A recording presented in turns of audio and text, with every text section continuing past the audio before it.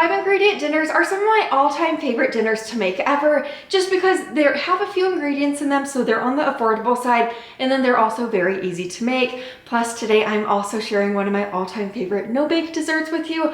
Come along, come to the kitchen with me. To kick us off today, we're making this Marry Me chicken over rice. This one is scrumptious. To a pan on the stove, add in 2 tablespoons of butter. Then you're going to add in your chicken. I'm using 2 chicken breasts that I sliced thinly in half, just horizontally, so it looks like 4 chicken breasts, but it's just 2. They're just thin. But I just seasoned the chicken very generously on both sides with a dash of salt, pepper, and Italian seasoning. I'm not including seasoning, oil, butter, or garlic as an ingredient for any of the recipes today, since they're basically just like pantry staples anyway. Just cook the chicken for about 5 minutes on each side to the same pan that the chicken was cooked in. Add in a tablespoon of minced garlic, 1/3 cup of sun-dried tomatoes. I love these sun-dried tomatoes with the oil in them. They're just so flavorsome and delicious. Cook this together for a couple of minutes. Then you're going to add in 3/4 cup of chicken broth along with 1 cup of heavy cream. You'll also add in 1/3 cup of fresh chopped basil. I know a lot of people like to grow basil in their gardens or just in their kitchen.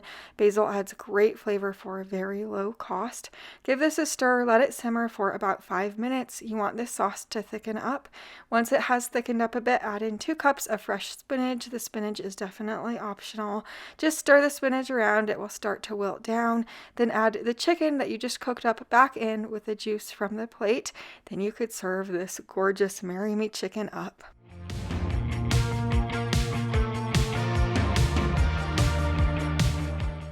This is one of those few ingredient dinners that is so good, and it does not taste like it only has a few ingredients in it. This dinner is absolutely delicious. It makes for like the best leftovers. That sauce is rich, creamy, and delicious. The chicken is just so good. And then I served it over a bed of white rice. You could serve this over noodles. We've served it over egg noodles. This is just a scrumptious dinner. Now we're making this one pot chicken thighs and veggies. This one comes together just in one pot or one pan on the stove. It's easy to make and full of delicious veggies.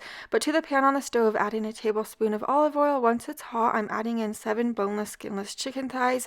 Mine are also on the smaller side. I did season them generously with salt, pepper, and Italian seasoning. You could really use any seasonings you like, but I'm going to sear those chicken thighs on each side. Now to get started on my veggies, I'm cutting up my 1 sweet potato, 1 pound of golden potatoes, and 1/2 pound of Brussels sprouts. Back over to my chicken now that it's seared on both sides. Just add in your 3/4 cup of chicken broth. I'm scraping the bottom of my pan now just to get all those flavorful bits off the bottom of the pan. That will add so much flavor to your dinner. Go ahead and add those veggies right into the pan now. You want to make sure your pan or pot is large enough for your veggies. You're also going to season this up with a little bit of salt, pepper, and paprika. Give this a little stir. Let this simmer for about 30 minutes or until the chicken's cooked through and those veggies are tender. This dinner is packed full of so many veggies. This is a delicious one for this time of year just because it cooks in one pan on the stove, so you have very minimal cleanup in the end. This one is so good for you with all those veggies. Chicken is also on the affordable side. You could also use different veggies if you like. You could use carrots, really any veggies you'd like, green beans, but the chicken's so tender and delicious. We had so many leftovers for this, so we actually all had it for lunch the next day, but this one's a winner chicken dinner. For this night's dinner, I really needed something lazy, cozy, that my whole family will love and that just comes together in minutes. So we're making this easy beef stroganoff. To a pan on the stove, add in 1 pound of ground beef. Just cook it until it's almost cooked through. Now I'm adding in a packet of beefy onion seasoning mix. This is just like the Lipton brand. Add it in. This will give it so much flavor. It's a little secret ingredient in my opinion. Give it a stir. It will just give it a huge amount of flavor. But now that my ground beef is almost cooked through, over to this pot of water, I'm going to add in 8 ounces of egg noodles. I like these extra broad ones, but really any egg noodles or noodles in general will work. Let those noodles cook through, and then now that my beef is completely cooked through, add in a 22-ounce can of cream of mushroom soup. It's just one of the larger cans. You could really use any type of cream of soup that you'd like. And then a 1/2 cup of sour cream, or you could use plain Greek yogurt. Give this a stir. You want to stir it super well. Like I was telling you, this is one of those easy dinners that you could make in basically no time at all. It only has a few ingredients in it. It's on the affordable side, and I know my whole family is going to love it. Once the noodles are cooked through and you are finished giving it a stir, just stir those noodles in, and then dinner is ready to be served. Whenever I make beef stroganoff like this, I always serve it alongside of steamed frozen peas. I just didn't have any on this night though. I looked all around my freezer. I found a couple like melted popsicles, sticky popsicles in the back of the freezer. I just couldn't find any peas. So no peas on this night, but this beef stroganoff is delicious. It's comfort food to the max, easy to make. Now we're making this cheddar broccoli chicken pasta for dinner. I know it looks extravagant, but it's so easy to make. I'm using 2 chicken breasts, so I'll just cube these chicken breasts into smaller pieces. Like I said, I only used 2 of them. To a pan on the stove, add in a tablespoon of olive oil, then add in the chicken. For the seasoning, I'm using 2 teaspoons of this no salt seasoning. I found it at Costco. It has like onion, garlic, carrot, bell pepper, tomato, orange, and a bunch of different other seasonings in it, but there's no salt in it. I find it to be super flavorsome. And then I'm also adding in a half a teaspoon of salt, but any seasonings will do for this recipe. You could also just keep it simple, doing salt, pepper, and Italian seasoning. But just give the chicken a stir, let it cook through. Now remove it to a plate and set this plate to the side. To the same pan that the chicken was cooked in, add in an 8.3 ounce bag of cheddar broccoli pasta. Then you're going to add in about a half a pound of frozen broccoli, along with 3 cups of chicken broth and 1 cup of heavy cream. That's a little secret. You add in the broth and the cream. That will give it just so much flavor. Give it a stir, and you're going to let this simmer until the pasta is tender. And then once the pasta is tender, you are just going to add that cooked chicken back in. And then I am adding in about a cup of mozzarella cheese just to make it cheesy, but you could serve this up once the cheese is beautifully melty.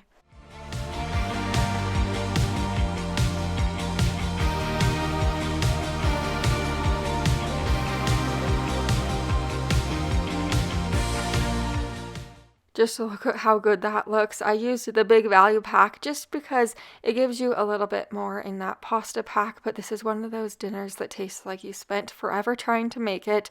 It's just a really good, easy hack for dinner time. Simple to throw together on the affordable side, and I know my whole family's going to love it. This one's a winner dinner. Now we're making this angel hair pasta with tomatoes. You want to keep this one in your back pocket for the summer when it gets super warm outside, but to a pot of boiling water, add in 8 ounces of angel hair pasta. Just cook it according to the package instructions. This recipe is great because you barely use any heat for it. Just a few minutes of cooking on the stove. But now I'm going to cut up my 3 Roma tomatoes, 2 green onions, and 1/4 a cup of fresh basil. Now that my pasta is cooked through, add in 1/4 a cup of olive oil, 1/2 a cup of Parmesan cheese, add in the veggies, so those tomatoes, onions, and then the fresh basil. After you add those veggies right in there, you're going to add in a dash of pepper and salt.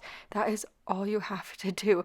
This recipe is also in my new cookbook called Make It Simple. It's on page 179, so make sure you bookmark that one if you have my cookbook. I do still have some available.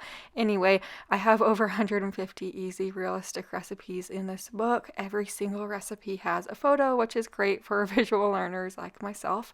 But just give this a stir, and then after you're through stirring this with the heat off, you could serve this up. I did realize at this point that I forgot to add in my minced garlic when I added in those veggies, but it's okay. This is a perfect dinner for those warmer months when you really don't want to stand over a hot stove for a very long time, or you don't want to turn on your oven. It's fresh tasting, delicious, and a fantastic meatless meal. This one is a favorite in my house. I made this strawberry shortcake cheesecake last week. It's a no-bake, easy recipe, and I thought to myself, yes, it's more than 5 ingredients, but I don't want to keep this recipe from you guys. It is so good, and I just wanted to share it with you just in case one of you likes it. But to a big bag, add in 20 golden Oreos, break them up. I broke them up with my lemon juicer. A sweet subscriber sent that to me, if any of you guys remember the lemon juicer saga. But once those Oreos are crushed, add in your melted butter. It's 4 tablespoons of that. Kind of mix it all together. That's the crust. To the bottom of an 8x8 baking dish, you want to line it with wax paper. Just add those Oreos down and press them to the bottom. Place this in the freezer to chill while you start on the cheesecake filling. To a big bowl, add in 2 8-ounce blocks of cream cheese. You'll also add in 2 teaspoons of lemon juice, cup and a half of powdered sugar, 1 teaspoon of vanilla extract. Mix this super well. Even if you're not the biggest cheesecake fan in the world, I still think you should try this. It is so good and easy to make.